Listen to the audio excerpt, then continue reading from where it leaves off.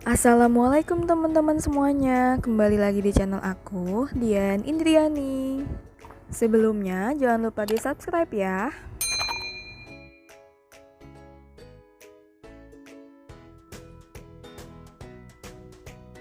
Sebelumnya, namaku Dian Indriani dengan NIM 18622011320. Aku dari Prodi Akuntansi Universitas Muhammadiyah Tangerang. Pada kesempatan kali ini, saya masih akan mereview dan menganalisis kritis artikel. Judul penelitian kali ini adalah pengaruh elemen fraud diamond dalam mendeteksi kecurangan laporan keuangan. Pertama-tama yaitu ada tujuan penelitian. Tujuan dari penelitian ini adalah untuk mengetahui pengaruh elemen fraud diamond yang terdiri dari elemen pressure yang dapat dioperasikan dengan financial stability, external pressure, dan financial target. Elemen opportunity yang dapat dioperasikan dengan nature of industry dan ineffective monitoring.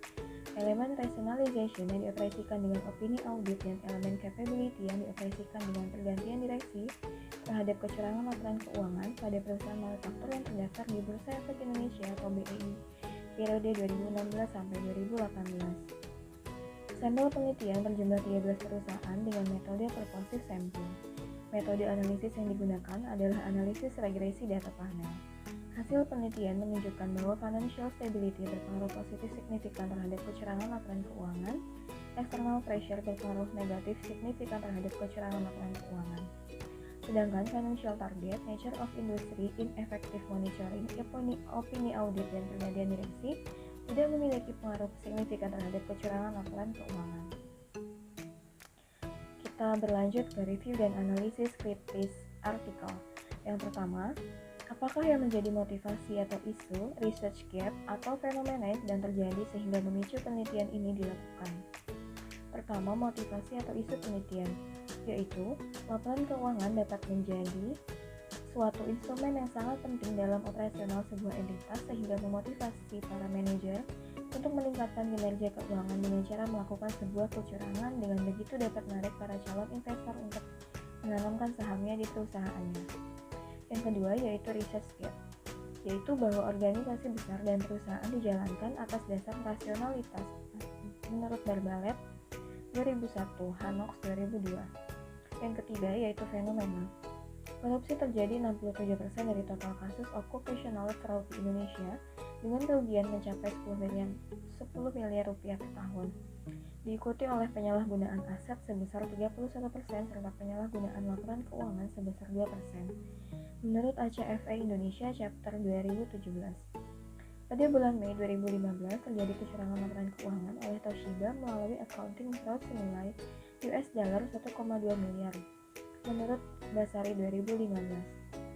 Kritik pada pertanyaan nomor 1 ini adalah tidak ada kritik untuk poin ini. Penulis sudah cukup menjelaskan motivasi atau isu penelitian, research gap, dan fenomena dengan baik. Selanjutnya yaitu pertanyaan yang kedua. Jelaskan artikel-artikel utama dalam penelitian ini.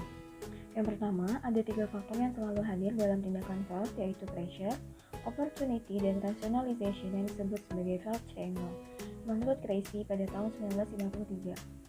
Yang kedua, terdapat satu faktor tambahan untuk meningkatkan pencegahan dan pendeteksian fraud, yaitu capability, sehingga 4 faktor tersebut dinamakan fraud diamond, menurut Wolf dan Hermansen pada tahun 2004. Yang ketiga, pada dasarnya fraud tidak akan terjadi bila seseorang memiliki kemampuan yang disertai dengan kontrol diri yang baik, menurut Wolf dan Hermansen pada tahun 2004. Yang keempat yaitu Shelton pada tahun 2014 menyatakan tekanan atau pressure sebagai motivasi seseorang untuk melakukan sebuah penipuan, biasanya karena beban keuangan. Yang kelima, terdapat beberapa kondisi mengenai tekanan atau pressure yang mengakibatkan seseorang untuk melakukan kecurangan, yaitu financial stability, external pressure, personal financial need, dan financial target, menurut SAS nomor 99. Yang keenam, Shelton pada tahun 2014 menyatakan kesempatan sebagai metode kejahatan yang bisa dilakukan, seperti beban keuangan. Yang ketujuh, terdapat beberapa kondisi terkait dengan kesempatan yang mengakibatkan seseorang untuk melakukan kecurangan, yaitu nature of industry, ineffective of monitoring, dan struktur organisasional, menurut SAS nomor 99. Yang kedelapan, yaitu Wolf dan Hermansen pada tahun 2004, menjelaskan sifat-sifat terkait elemen kemampuan dalam tindakan pelaku kecurangan, yaitu position atau function, brains, confidence atau ego, quotient skills, effective lying, immunity to stress. Yang kesembilan, Black Law Dictionary menyatakan fraudulent misstatement adalah suatu laporan atau pernyataan yang diketahui ketidakbenarannya atau dibuat secara ceroboh tanpa menyadari atau peduli apakah laporan itu benar atau salah, dan dimaksudkan untuk mempengaruhi orang yang menggunakan laporan tersebut sehingga orang itu menderita kerugian. Priantara 2013. Kemudian yang ke-10, ACFE mendefinisikan kecurangan laporan keuangan sebagai kecurangan yang dilakukan oleh manajemen dalam bentuk salah saji material laporan keuangan yang merugikan investor dan kreditor. Yang 11 yaitu kecurangan laporan keuangan bertujuan untuk mengelabui investor dan kreditor yang dilakukan dengan cara meninggikan nilai aset dan pengakuan pendapatan, serta sebaliknya merendahkan nilai liabilitas dan pembebanan biaya operasional dan biaya produksi. Kritik. Tidak ada kritik untuk poin ini, penulis sudah cukup menjelaskan artikel-artikel yang menjadi referensi dalam penelitian ini. Selanjutnya pertanyaan ketiga yaitu, apakah yang menjadi kebaruan atau novelty dari penelitian ini? Wolf dan Hermansen mengemukakan elemen pembaharuan dari fraud triangle untuk mencegah terjadinya sebuah kecurangan, yaitu elemen kemampuan atau capability. Capability merupakan upaya seseorang dalam melakukan tindak kecurangan demi tercapainya tujuan tertentu. Kritik. Peneliti tidak menjelaskan secara jelas novelty penelitiannya pada bagian abstraksi ataupun pengantar penelitian. Novelty tersirat secara implisit di bagian kesimpulan penelitian ini. Seharusnya peneliti menjelaskan novelty penelitian di awal bagian abstraksi ataupun pengantar penelitian. Pertanyaan keempat, apa research question atau perumusan masalah dari penelitian ini? Yang pertama yaitu, apakah stabilitas keuangan atau financial stability berpengaruh terhadap kecurangan laporan keuangan? Yang kedua, apakah tekanan eksternal atau external pressure berpengaruh terhadap kecurangan laporan keuangan? Yang ketiga, apakah target keuangan atau financial target berpengaruh terhadap kecurangan laporan keuangan? Yang keempat, apakah kondisi industri atau nature of industry berpengaruh terhadap kecurangan laporan keuangan? Yang kelima, apakah ineffective monitoring berpengaruh terhadap kecurangan laporan keuangan? Yang keenam, apakah opini audit berpengaruh terhadap kecurangan laporan keuangan? Yang ketujuh, apakah pergantian direksi berpengaruh terhadap kecurangan laporan keuangan?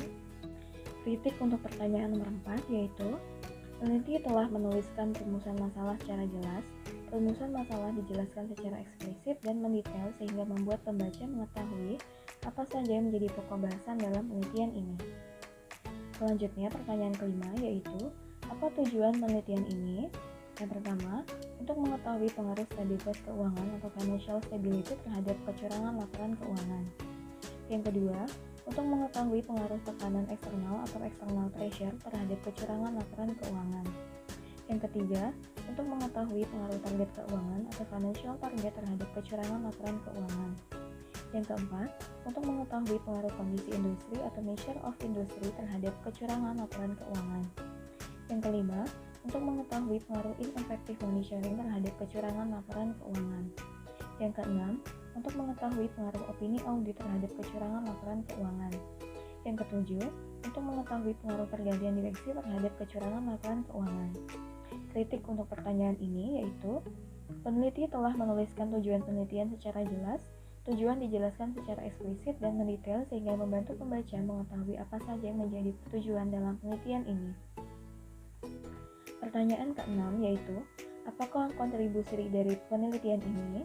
Yang pertama, untuk memberikan pemahaman mengenai hubungan financial stability terhadap kecurangan laporan keuangan pada perusahaan manufaktur yang terdapat di Bursa Efek Indonesia periode 2016 sampai 2018. Yang kedua, memberikan pemahaman mengenai hubungan external pressure terhadap kecurangan laporan keuangan pada perusahaan manufaktur yang terdapat di Bursa Efek Indonesia periode 2016 sampai 2018.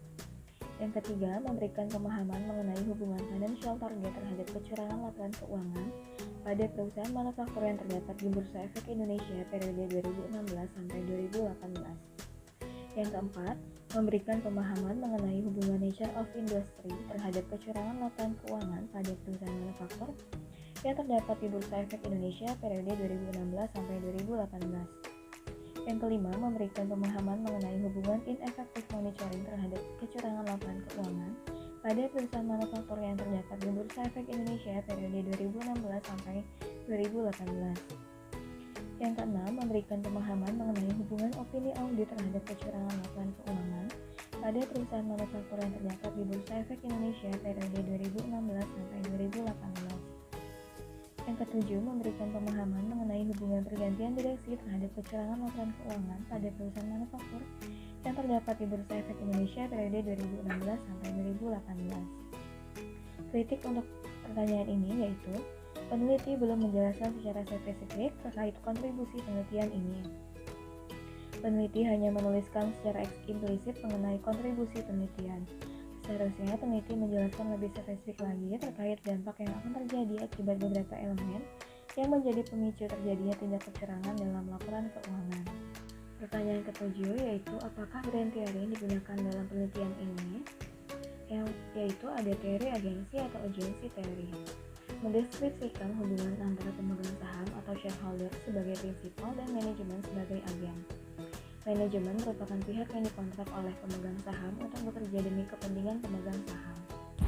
Jika prinsipal dan agen memiliki tujuan yang sama, maka agen akan mendukung dan melaksanakan semua yang diperintahkan oleh prinsipal.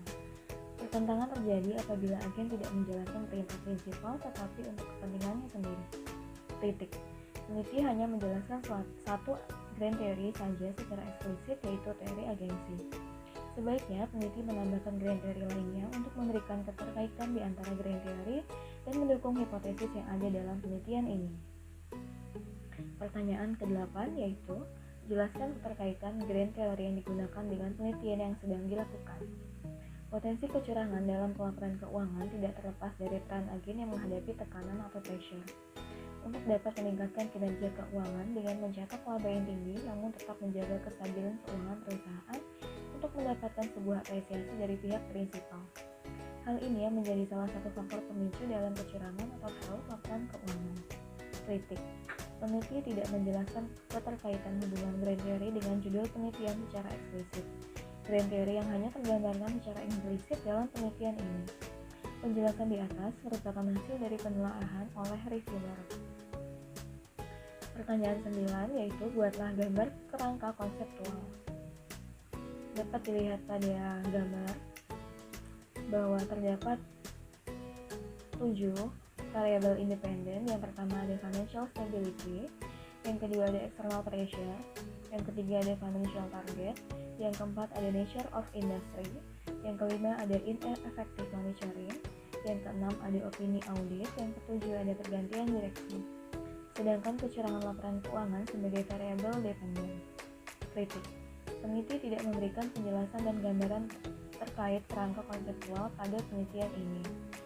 Seharusnya peneliti membuat kerangka konseptual untuk menggambarkan keterkaitan setiap variabel independen dan variabel dependen untuk memudahkan pembaca memahami setiap pengaruh variabel yang sedang diteliti. Gambar kerangka konseptual dibuat dengan pemahaman hipotesis yang telah dijelaskan. Pertanyaan 10. Apakah hipotesis penelitiannya? H1 yaitu financial stability berpengaruh positif terhadap kecurangan laporan keuangan. H2, external pressure berpengaruh positif terhadap kecurangan laporan keuangan. H3 yaitu financial target berpengaruh positif terhadap kecurangan laporan keuangan. H4 yaitu nature of industry berpengaruh positif terhadap kecurangan laporan keuangan. H5 yaitu ineffective monitoring berpengaruh positif terhadap kecurangan laporan keuangan. H6 yaitu opini audit berpengaruh positif terhadap kecurangan laporan keuangan. H7 pergantian direksi berpengaruh positif terhadap kecurangan laporan keuangan. Kritik.